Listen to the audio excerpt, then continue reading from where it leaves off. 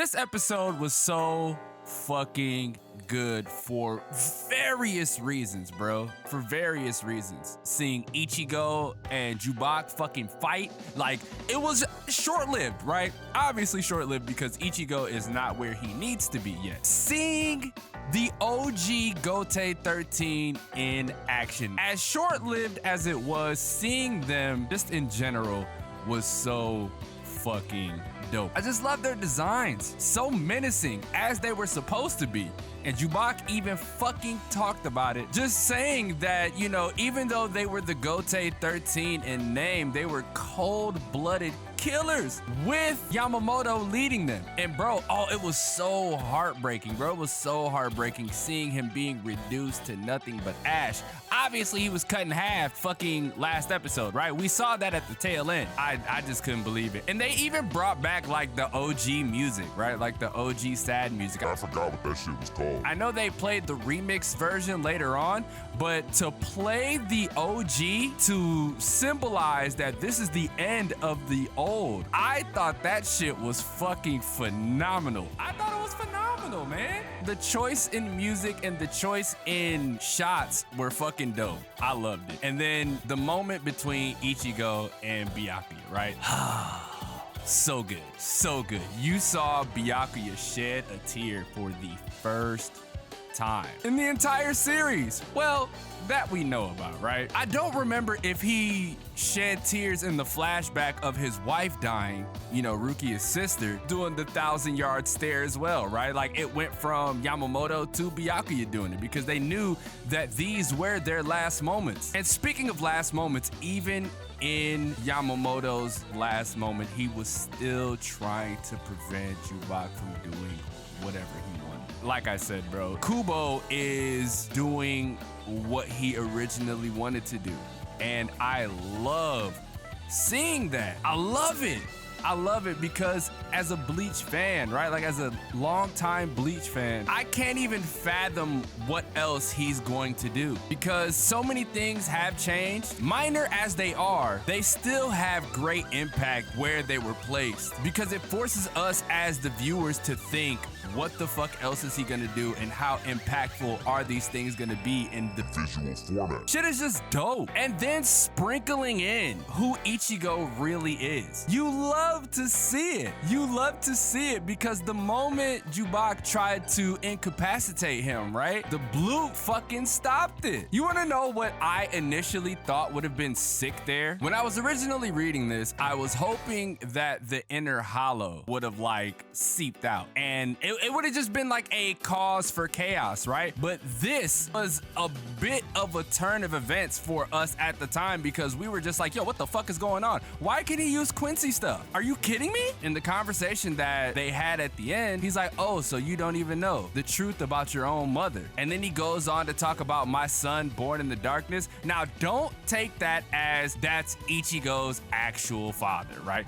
That's not how you're supposed to take that. Use context clues, use your brain. Even as somebody who read it, it's still using context clues. And I'm going to give you a general breakdown as to like how you should take that. It's just like how Yamamoto sees all these younger Gote 13 as like his children. You know what I mean? Because that's how he treats them. And you see that, oh my God, this is even better for more context, right? After the war was over, he began to see these people as his children, essentially. Ushering in a new generation and treating them with love and stuff like that because you could go back a step further when we saw Yamamoto and young Shunsui treating him like, you know, his child. Seeing the old Yamamoto and getting the explanation, oh my God, I love doing this, right? I love backtracking to jump forward because it's such a cool thought process to have as a creative. Saying that that was a monster. If he's to ever show up again, that means I will die. I think that's what he said. Maybe I'm mistaken. Maybe I'm misquoting that. But then, okay, so we jump back, right? Treating them as children. Jump back to Yhwach saying to Ichigo at the end, my son born in darkness, right? So what I'm getting at is Yhwach sees, even though he's not saying it, he essentially sees all of these Quincy's as his kids, regardless of him wiping them out, right? That obviously happens. But I think it's a very cool way to write as well. because from the beginning to the end of this episode, it was telling you that without telling you that. But when you break down these context clues, that shit is so cool, bro. That shit is so cool. And then, by the way, I know I got super duper sidetracked explaining like cool shit and, you know, just me as somebody who is a creator and seeing directive choices, I'm just like, holy shit, I love the storytelling aspect of this. But I digress, man. Y'all probably gonna rip this apart and be like, no, that's not what this means. You should take this as, and it's like, no, dude, we take these things, you know, as we see them in our own opinion. But anyways, man, just to see Ichigo get manhandled, right? Ichigo got manhandled. That shit was cool though, right? That shit was cool seeing Ichigo do what he does, right? Breaking off into a rage. That's supposed to be the hope of the Serete. Everybody felt his spiritual pressure. Even the Quincy's, bro, they was like, what the fuck is that, right? What the hell was that? Just to be fucking cut down, bro. Oh, dude, and Yugram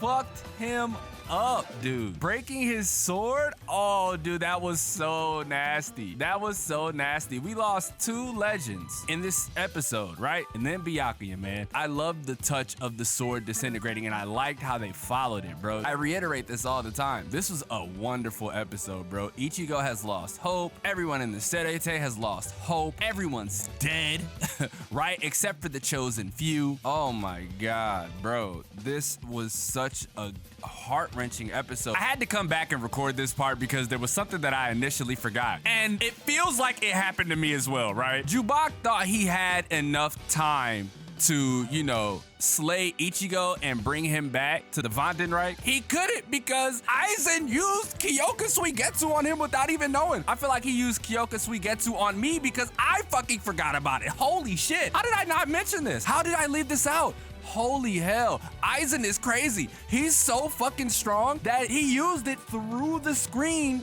on me. But anyways, man, this was a genuinely fucking beautiful episode, man. And then next episode is gonna be even better.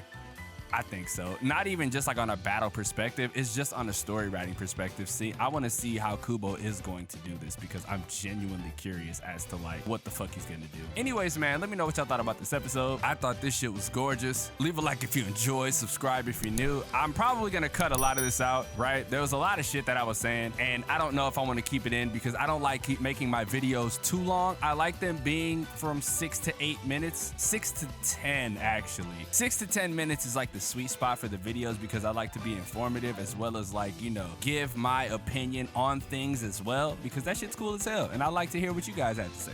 So I'm gonna get to editing. With that being said, it's your boy XDomoSenpaix and I will catch you guys in the next video.